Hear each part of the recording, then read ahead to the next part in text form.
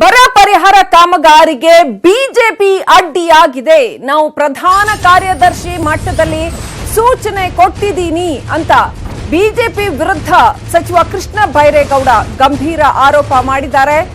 ಬರ ಪರಿಹಾರ ಕಾಮಗಾರಿ ಮಾಡೋದಕ್ಕೆ ಬಿಜೆಪಿನೇ ಅಡ್ಡಿಯಾಗಿದೆ ಅನ್ನೋದನ್ನ ಹೇಳಿದ್ದಾರೆ. ಗಂಭೀರ ಆರೋಪವನ್ನು ಮಾಡಿದ್ದಾರೆ ಬಿಜೆಪಿ ವಿರುದ್ಧ ಸಚಿವ ಕೃಷ್ಣ ಬೈರೇಗೌಡ. ಕಾಮಗಾರಿ ಅನುಷ್ಠಾನ ಆಗೋದು ಕೆಳ ಹಂತದಲ್ಲಿ ಬಿಜೆಪಿಯವರು ಚುನಾವಣಾ ಆಯೋಗಕ್ಕೆ ದೂರು ನೀಡ್ತಾರೆ. ಬಿಜೆಪಿಯವರು ಕಾಮಗಾರಿಗೆ ಬ್ರೇಕ್ ಬೀಳೋ ಹಾಗೆ ಮಾಡಿದ್ದಾರೆ, ಹಾಗಾಗಿ ಅವರಿಂದಾನೇ ಕೆಲಸ ನಿಂತಿದೆ ಅಂತ ಕೃಷ್ಣ ಬೈರೇಗೌಡ ಆರೋಪ ಮಾಡ್ತಾ ಇದ್ದಾರೆ. ಕಾಮಗಾರಿ ಮಾಡೋ ವಿಚಾರದಲ್ಲಿ 2194 ಗ್ರಾಮಗಳಲ್ಲಿ ಕುಡಿಯುವ ನೀರಿನ ಸಮಸ್ಯೆ ಉದ್ಭವಿಸಿದೆ.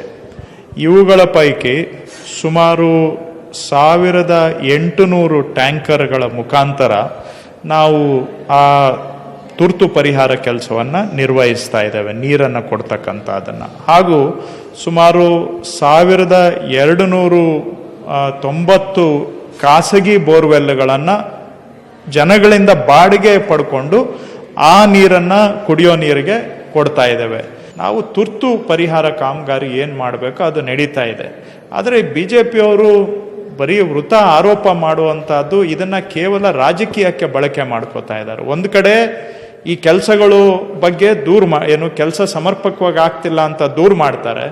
ನಾವು ಮಂತ್ರಿಗಳು ಅದನ್ನು ಆಸಕ್ತಿ ತಗೊಂಡು ಸ್ವಲ್ಪ ಇನ್ವಾಲ್ವ್ ಆಗಿ ಇಂಪ್ಲಿಮೆಂಟೇಷನ್